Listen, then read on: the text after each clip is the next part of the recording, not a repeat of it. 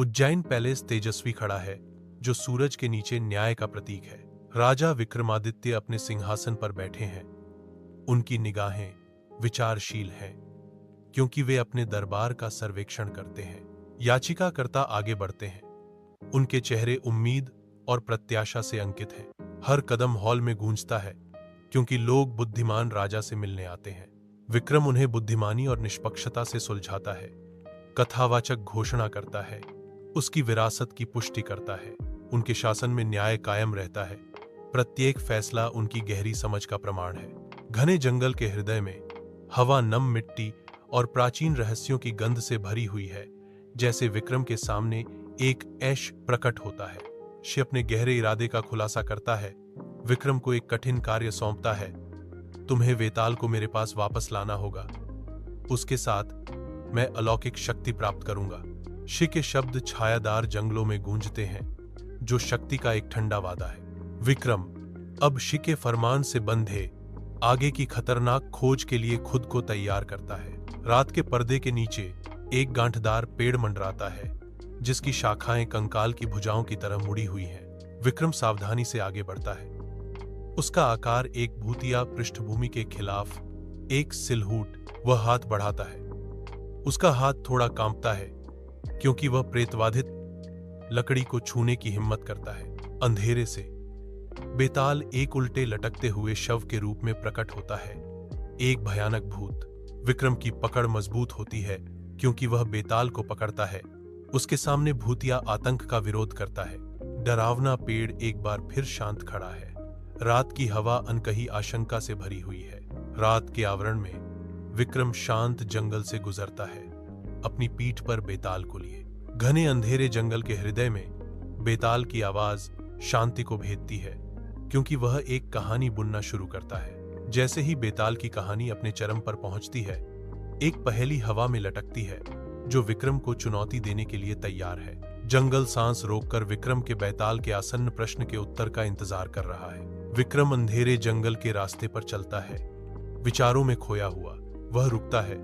उसने जो कहानी सुनी है, उस पर विचार करता है। विक्रम कहानी का सही उत्तर जानता है। जैसे ही विक्रम बोलता है, बेताल फीका पड़ने लगता है। बेताल पूरी तरह से गायब हो जाता है।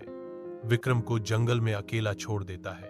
रात के आवरण में विक्रम प्रेतवाधित पेड़ पर वापस यात्रा करता है। एक मंडराता हुआ गांठदार पेड़ रात के आकाश के खिलाफ सिलहूट खड़ा है, जिसकी शाखाएं कंकाल की भुजाओं की तरह मुड़ी हुई हैं। पेड़ के पास विक्रम का दृढ़ निश्चय वाला आकृति दिख रहा है, जो अलौकिक का सामना करने के लिए तैयार है। शक्ति के एक उछाल के साथ विक्रम बीटाल को फिर से प्राप्त करता है, उसे एक बार फिर बांधता है। धुंधले जंगल में बेताल एक नई कहानी सुनाने की तैयारी कर रहा है। उसकी उपस्थिति लंबी, डरावनी छायाएं डाल रही है। वन पथ छाया में ढका हुआ है, क्योंकि बेताल एक राजा और रानी के बारे में एक कहानी शुरू करता है। बेताल के शब्द हवा में लटके हुए हैं, जो विक्रम की नैतिकता की समझ को चुनौती देते हैं। धुंधली चांदनी के नीचे विक्रम एक नैतिक परीक्षा का सामना करते हुए छाया गहरी होती जाती है। रात के आवरण में विक्रम घने जंगल से होकर एकांत पथ पर चलता है। विक्रम अचानक रुक जाता है। अनकहे शब्दों का भार उस पर भारी पड़ रहा है। वह रुक जाता है। सही उत्तर उसके होंठों पर है, लेकिन अनकहा। विक्रम का सिर धड़कता है।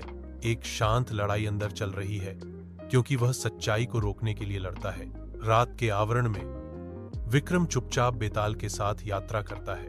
प्रेतवाधित पेड़ मंडराता है, उनकी गंभीर खोज का मूक गवाह।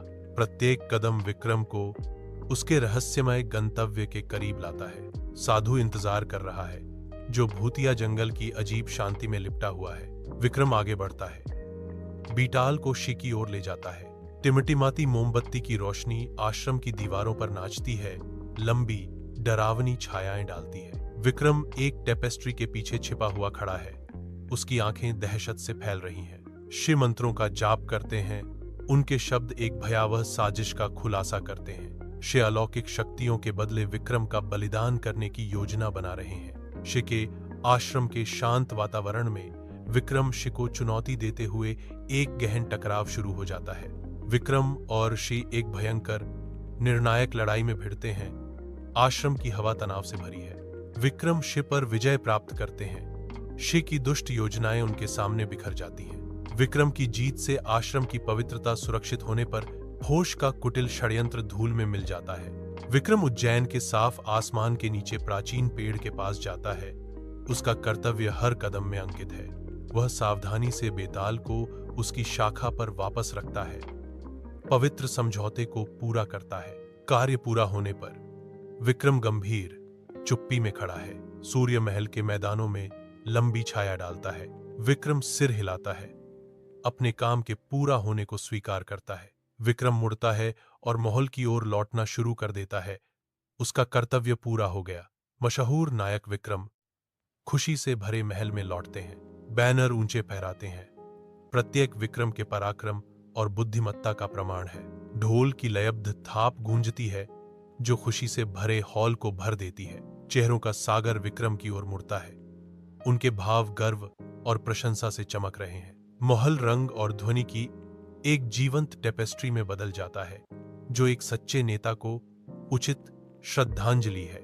वन के आवरण के नीचे एक बूढ़ा आदमी छाया से निकलता है। विक्रम जंगल में अकेला खड़ा है, अपने भाग्य का इंतजार कर रहा है। बूढ़ा आदमी आता है, उसके चेहरे पर जीवन भर की बुद्धिमत्ता अंकित है।